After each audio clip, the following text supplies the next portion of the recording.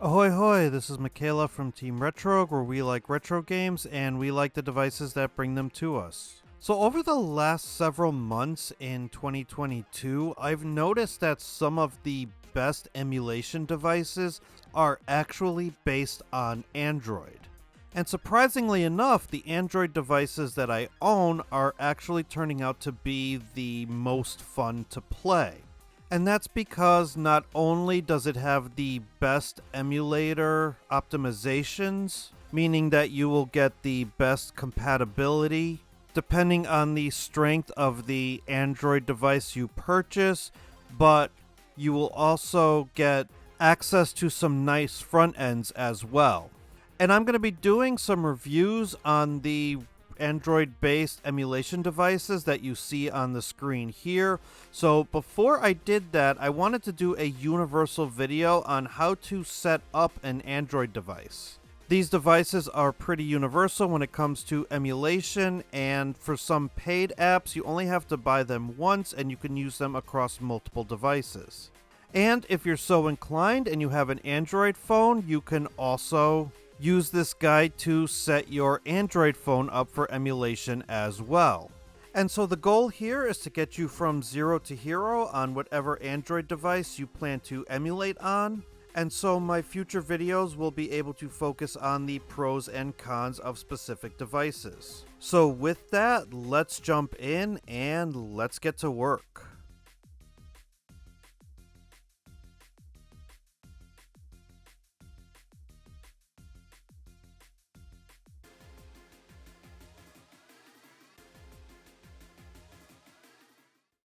So in order to do this video, I actually reset my AYN Odin. So what we're looking at is the initial setup screen here. And most Android devices will have a screen very similar to this, where you have to connect to a network, set your time zone, and in some cases pick your launcher. If it gives you an option for the AOSP launcher, use that for initial setup. We will change launchers later on in the video. And here's an example of what the home screen will most likely look like on your Android device. Now there's a couple of things that we want to do here for ease of use. The first thing you'll want to do is go down into your system settings and just check your updater and make sure you have the most up-to-date version of your software. With both the Retroid Pocket 3 and the AYN Odin, there was always a new version ready to go. And I ended up doing those updates off camera, so you could see here there actually is no update for me at this time. Which means we're good to go. We can move on to the next step, and we're actually going to go into the Bluetooth settings, and we're going to go to pair new device, and there's an option here where you can rename your Android device, so I like to rename this from the default. And I usually put my name on it in some way, shape, or form, so that way I know it's mine should it ever get misplaced or stolen. Going back to the home screen, there's going to be a whole host of apps that cannot be uninstalled. And these are usually default apps that are needed to keep the operating system running properly, or that are just built in and can't be disabled. So I'm using a keyboard and mouse here to actually arrange some of the bloat apps into a folder. And you can name that folder whatever you want. You can name it junk or unused apps. I like to name it something a little bit more polite, like utilities. The key point being here is that these apps are not ones that we're going to be using on a day-to-day basis, so we kind of just want to get them out of the way. I also like to get widgets out of the way. I like a clean home screen. And so I'm just going to go ahead and tuck some of those unnecessary apps into these utilities folder, and I'm going to make it so that we only have one home screen. And then from there, we have a nice clean canvas on which to start installing our new apps and emulators. And in order to do that, we are going to go ahead and sign into the Google Play Store.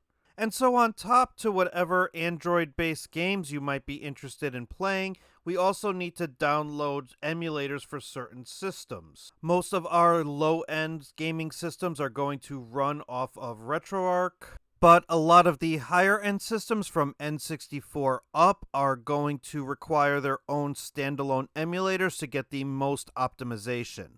And we're also going to want a nice front end to aggregate our collection to, so that way we can access our retro games pretty quickly and easily. And so this infograph shows you the best emulators to use for these systems that you are interested in playing. Now keep in mind, some of these are paid apps, which means you'll have to pay a small fee to download them, but that supports the developer and helps keep these apps updated and running. Now you'll also want to keep in mind that not every app you're going to want to use is going to be in the Google Play Store. So this infograph shows you some front ends and emulators that you will have to download individually and install individually. And I'll leave links in the video description if you are interested in emulating any of these systems or you want to use the Launchbox front end. And so what I like to do is, once everything is downloaded, I like to again organize my homepage. And so I have folders here set up for emulation, for my various front ends and launchers, my Android-based games, and my cloud and streaming apps. And I keep some of the important apps such as settings and Chrome and files right on the homepage for easy access. So now let's continue by setting up a micro SD card. I'm going to operate here under the assumption that you have a micro SD card slot in your Android device. And if you do, that's going to house all of your ROM files. So we're just going to go ahead and put the SD card in its slot. And then it's up to you to decide if you want to use this as handheld console storage or portable storage. I like to use it as portable storage so that I can take the SD card out of the slot if I need to connect it to another computer. If you decide to use it as handheld console storage, you will not be able to take the SD card out and you will need to connect your Android device to your computer through a USB cable. However, since I chose portable storage, I can go ahead and swipe the notification tray and click eject here, which will allow me to plug this into my Windows computer. And then from there, you'll see that there is a whole bunch of Android folders, but we're going to go ahead and make a new folder here called ROMs. And then from there, you can install your BIOS files and your ROM files. I personally like to keep them separated in folders by system. It just makes things easier to set up front ends. And you will have to source your ROM files and your BIOS files yourself due to copyright. And so ultimately, when you're done transferring files over, you may have a file and folder structure very similar to what you see on the left of the screen. You will have a BIOS folder, and then you'll have a folder for every single system that you have ROMs for. And once you've done that, you can go ahead and unplug the SD card and plug it back into the device, and we can start setting up our emulators. So the first emulator you want to set up is RetroArch, because this is the emulator that you are going to use for the majority of your 8 and 16-bit systems.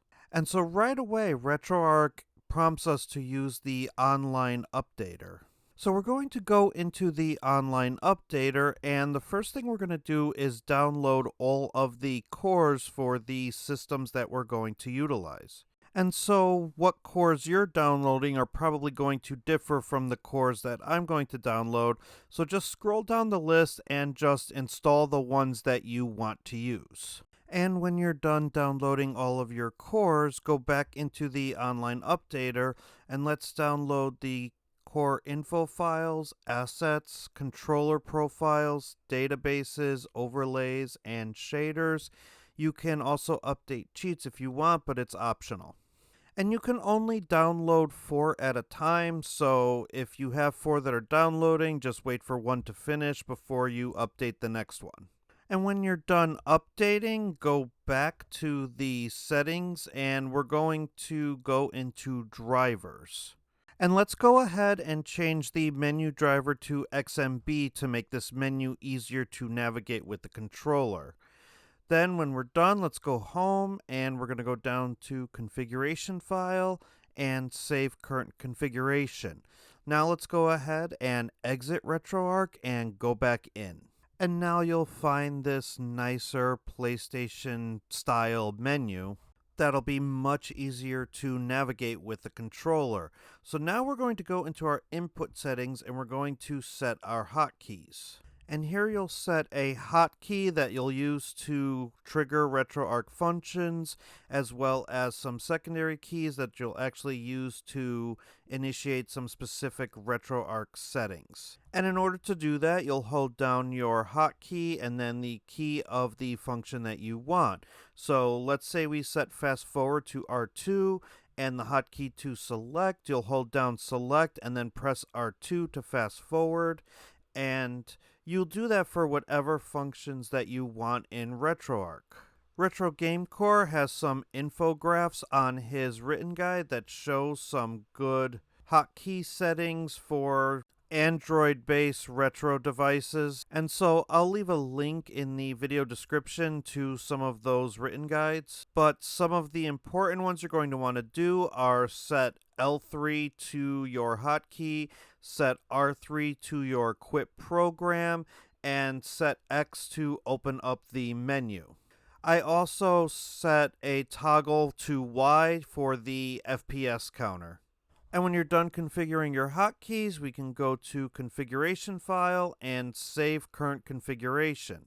And then I also like to go back into settings and to user interface. And then I like to go into menu item visibility and turn off anything that I know I'm not going to use, such as explore, favorites, images, music, netplay. I'm not really going to use any of that with this particular build. And so I'm just going to go ahead and turn off anything I don't want. So now you can go back to configuration file and save current configuration, and you can exit out of RetroArch from here. Now if we go back in, you're going to find that RetroArch is a lot cleaner and you can access everything you need to pretty easily without a bunch of bloat menu options. And so that'll do it for RetroArch settings. So now let's get into setting up some of the standalone emulators. And we're going to start with Drastic, the Nintendo DS emulator. So right when it opens, it's going to ask for permission. Go ahead and allow both, and you don't need to install a shortcut to your desktop. And so let's go into the controller settings, and we're going to pick one of the ones that say no mapping. And then we're going to click map control, and we're going to map our keys to our controller on whatever Android device we are using.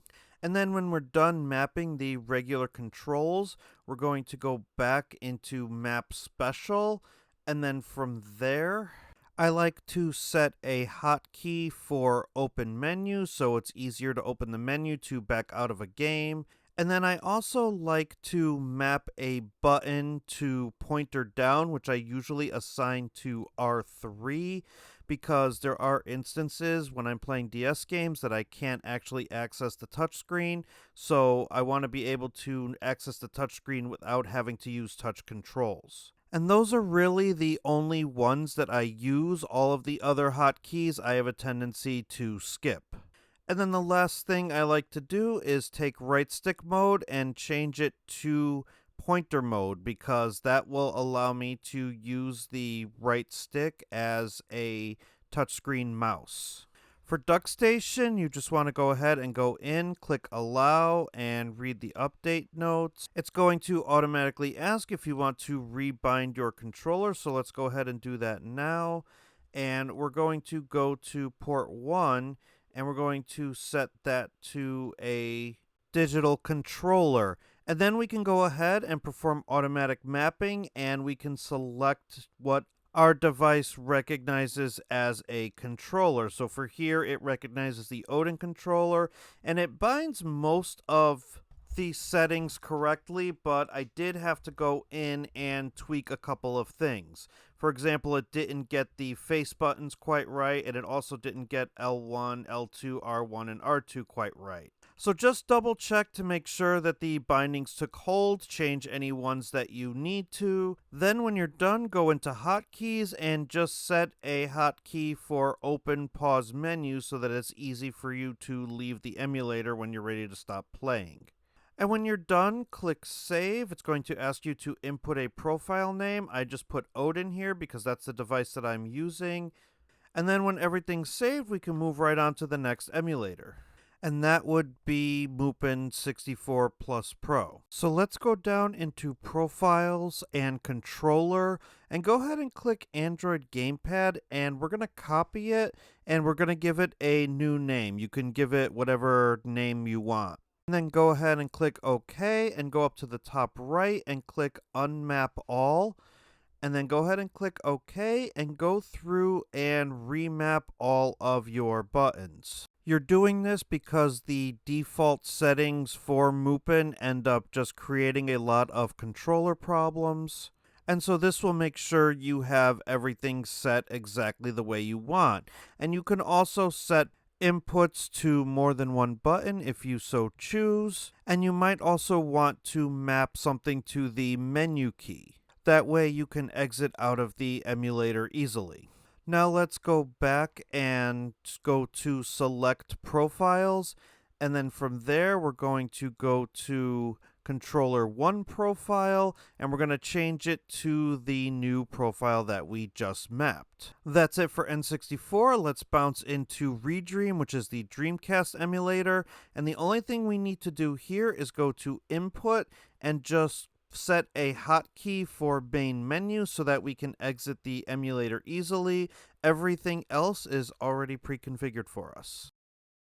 And I think at this point you get the gist of what we're doing. We're going through our various emulators, and we are just making sure that the controls and the hotkeys are bound in such a way that'll make an easy emulation experience. And the reason that we're doing that is because we're using several different standalone emulators, and we want as smooth an experience as we can possibly get.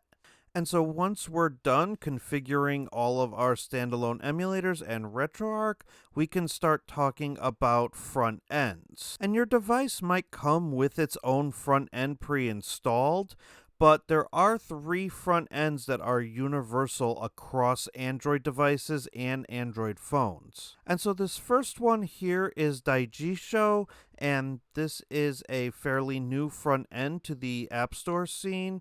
And when you boot it up for the first time, it's going to prompt you to download the platforms for the games that you want to play.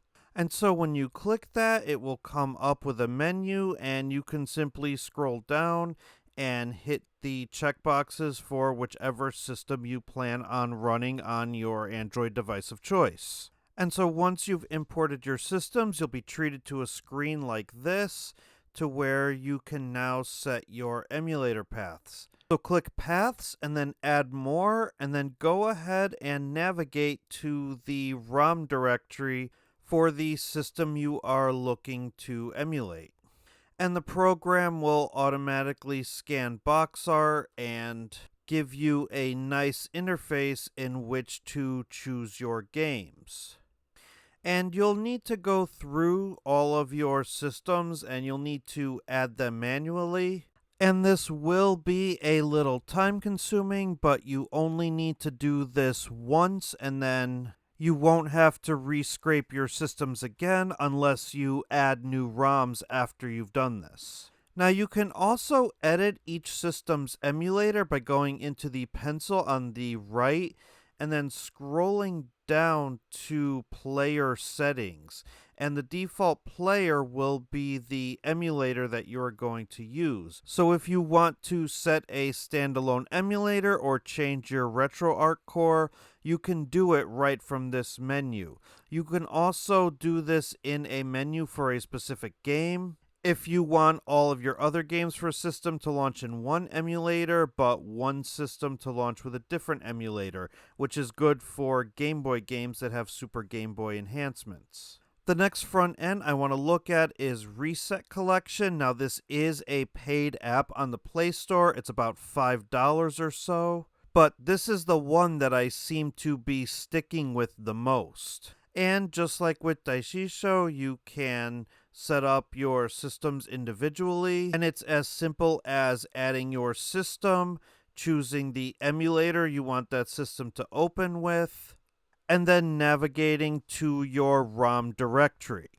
And it's all just following prompts, so once you follow the prompts, it's going to give you an option to scrape and add your games. And so once you do that, it will download your metadata and your box art, and it will take a few minutes depending on how many games are in your ROM directory. But you'll get treated to some nice tips and tricks while this is happening. And you will need to do this for every system, so again, this is a little bit time consuming, but you only have to do this once. And here's an example of what the front end could potentially look like once you've scraped all of your systems. And because you already picked the emulator when you set up your system, there's not much else you have to do here. And then finally, we have Launchbox, which is a $30 app that is not available in the Play Store, but this is a premium feeling front end. And just like the other two, it's fairly easy to navigate. Go to Import Games, select your folder, select your platform, and then you also have options to prioritize region and also to combine ROMs with matching titles into a single game, which is fantastic for multi-disc PlayStation games. And so we're going to import GameCube here just to show you what the whole process looks like. You pick your ROM directory, you pick the system that you want to import, pick your region, and then I usually leave everything else pretty much the same. And then you can click this green arrow on the bottom to proceed with your import. And then the program will go ahead and scan your games, go ahead and verify that all the games are there, and then click proceed. And then the program will scrape your box art and scan your metadata, and you'll be good to go. And so here's an example of what this looks like. You could go into all games, but you can also separate your collection out by genre. And because I just initially scraped my games, a lot of the metadata is still downloading and getting placed. But as you scroll down, you'll notice that logos and box art and screen charts are just getting populated automatically. And so you end up with a real premium feeling front-end experience at a premium price. The only downside with this front end is it is a little bit more system heavy. So it may be laggy on something like the Retroid Pocket 3, which is not as powerful as the Odin or other Android handhelds. But if your hardware can handle it, this is a very beautiful front end for launching your games. And everything here really does just kind of pop. And so you don't have to set up all three of these front ends if you don't want to. You can pick the one that looks the best from this video and then grab that one and only set that one up. And everything else from there is just tweaking and playing your games. So that'll kind of wrap things up for now. And hopefully, if you followed this guide, you now have a perfectly well set up Android handheld. And so look forward to some reviews on these Android handhelds in future videos, because now that we got the setup out of the way, future videos can look at performance and which one of these systems might just be the right fit for you. And let me know in the comments below what you think of your Android device of choice. Do you prefer using Android for emulation, or do you prefer something else like Linux? And if you're interested in continuing the conversation, you could find me in the Steam Machine Discord, as Team Retrogue is now under the Steam Machine Productions banner. I'll leave a link in the video description. Please be sure to go and check out that community. But that'll do it for this video. Thank you so much for watching. And if this was helpful to you in any way, please be sure to like and subscribe. Until next time, bye for now. And don't stop believing.